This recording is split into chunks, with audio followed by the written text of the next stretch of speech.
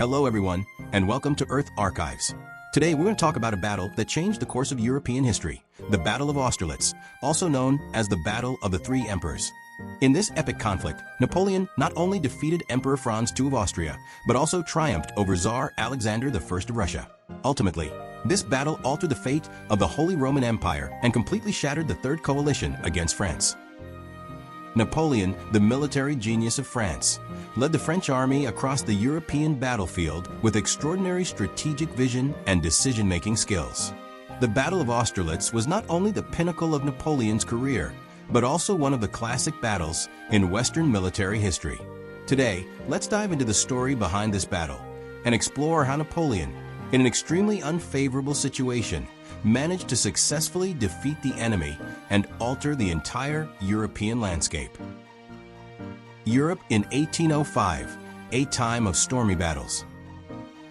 In 1805, Europe was engulfed in war, with thick smoke rising everywhere. It was an era filled with pain and struggle, where even every raindrop seemed to carry the scent of gunpowder. Every inch of land on the European continent seemed to be overshadowed by the specter of war. Europe at that time was far from the stability and order it enjoys today. Every country, every city was immersed in constant conflict and turmoil. Among the most influential countries of that time was France. Napoleon Bonaparte, leading an invincible army, was determined to rule over all of Europe. His goal was not only to defeat his enemies, but to establish a powerful empire with the French flag flying over every European country. Napoleon's ambition was like a bottomless abyss, consuming everything in its path. For those countries that fought against him, it was a life and death struggle. The rivalry between Britain and France was especially fierce. The struggle between the two nations was not limited to the land, but also extended to the seas. In 1805, the famous Battle of Trafalgar broke out. This naval clash became a part of history, with the British Navy achieving a decisive victory, while the French Navy suffered a devastating defeat. This battle not only reshaped the balance of naval power, but also solidified Britain's position as a dominant maritime power. However, whether on land or at sea, for ordinary citizens, the war was catastrophic. In Europe at that time, the shadow of war loomed everywhere. The lives of the people were torn apart by the violence and fear of war. Their homes were destroyed, and loved ones could be lost in a single battle. Once beautiful cities became ruins, their streets filled with the sounds of soldiers, footsteps, and the wails of the desperate. People lost all sense of security, and even the question of whether they would survive until tomorrow was uncertain. As Napoleon's conquests continued, his empire expanded, and many European nations were forced to submit to the French emperor. Wherever his army went, they often used harsh methods to subjugate the local population. People were conscripted into the army or forced to surrender their wealth to support France's military campaigns. For innocent civilians, the suffering and burden of the war seemed endless. Yet, Napoleon's success did not mean everything was smooth sailing. As France's power grew in Europe, other major powers began to take notice of the rising force.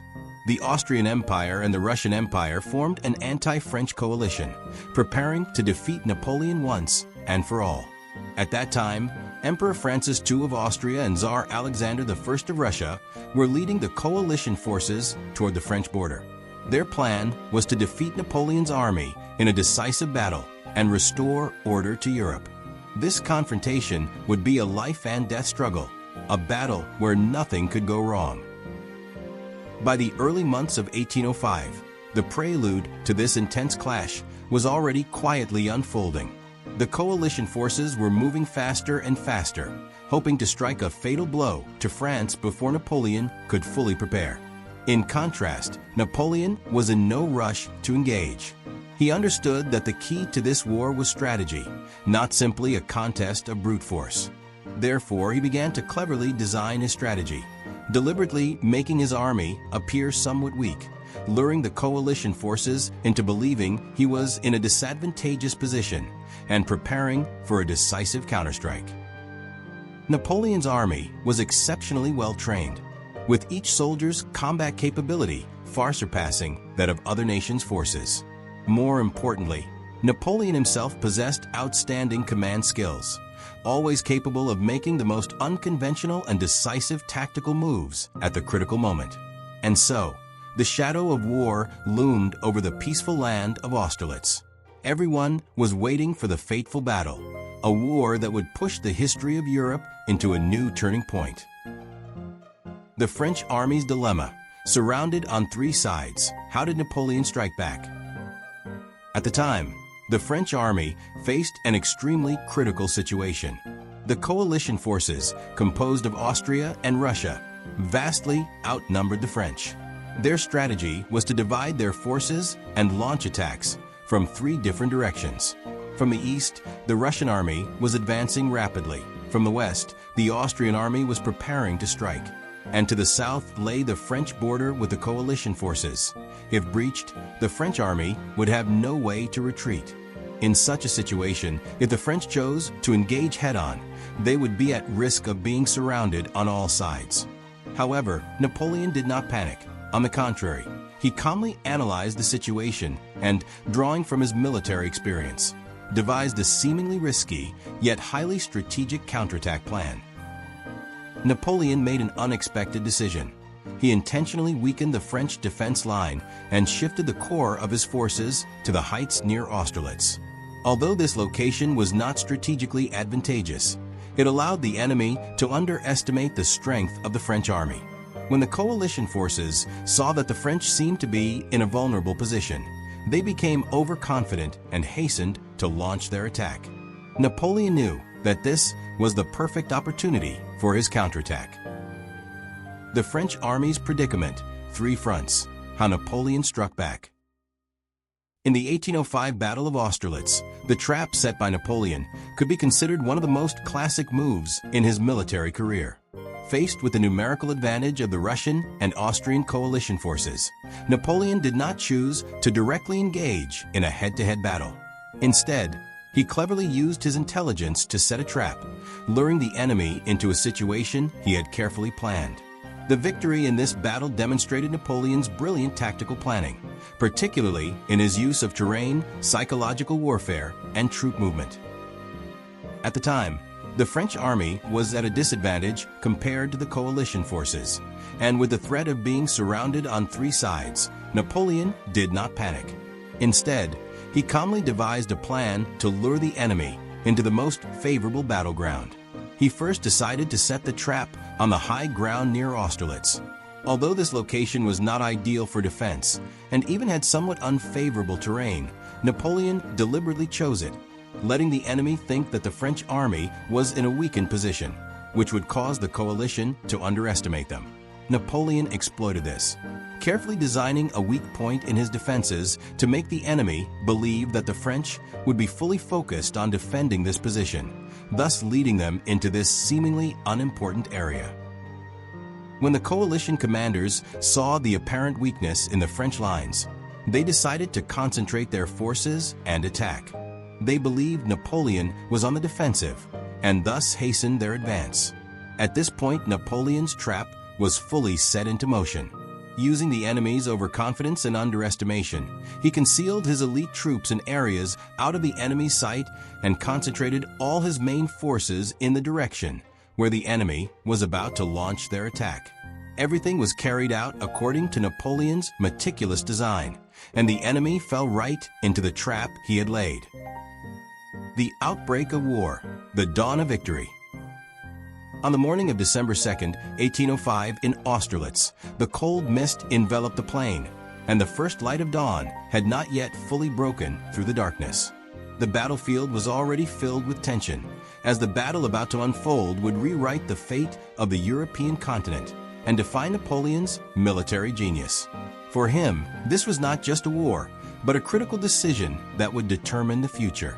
The enemy coalition, composed of Russian and Austrian forces, numbered around 80,000, while the French army had only about 60,000, at a numerical disadvantage. However, Napoleon was full of confidence because he knew that true victory was never determined by numbers, but by intelligence, speed, and perfect tactics. On the battlefield of Austerlitz, Napoleon chose the most unlikely strategy. He deliberately placed his army in a seemingly disadvantageous position, below the high ground. He left certain gaps in his defense lines, making the enemy believe that the French army was on the verge of retreating. This strategy caused the Russian and Austrian coalition forces to underestimate him, becoming overconfident and thinking the French could not defend this position. As a result, they decided to launch a fierce attack. The coalition commanders thought it was a once-in-a-lifetime opportunity and concentrated most of their forces on this seemingly weak area, preparing to crush the French army. However, Napoleon's strategy was already set. He knew that the enemy would act as he had predicted, so he secretly repositioned his elite forces, hiding them out of the enemy's sight. The moment the coalition launched their attack, the French army suddenly struck back fiercely from the flanks. The coalition forces were caught off guard, their original formation shattered, and confusion quickly spread. Napoleon's troops swiftly cut into the enemy lines like a bolt of lightning, splitting and surrounding them, completely disrupting their command and deployment. In an instant, the battlefield situation changed, and the once overwhelming enemy fell into chaos, unable to organize a proper counterattack. With the French elite forces' counterattack, the enemy's organization was completely destroyed, and the soldiers began to scatter. Napoleon's command and strategic brilliance showed through, as he completely controlled the battlefield and turned the enemy's advantage into his own victory. Within a few hours, the Russian and Austrian coalition forces' stubborn resistance was entirely broken, and the French army triumphed in the Battle of Austerlitz. Post-war, the historical significance of the Battle of Austerlitz. The historical significance of the Battle of Austerlitz is undoubtedly immense. This battle was not only one of the pinnacles of Napoleon's military career, but also one of the most influential battles in European history.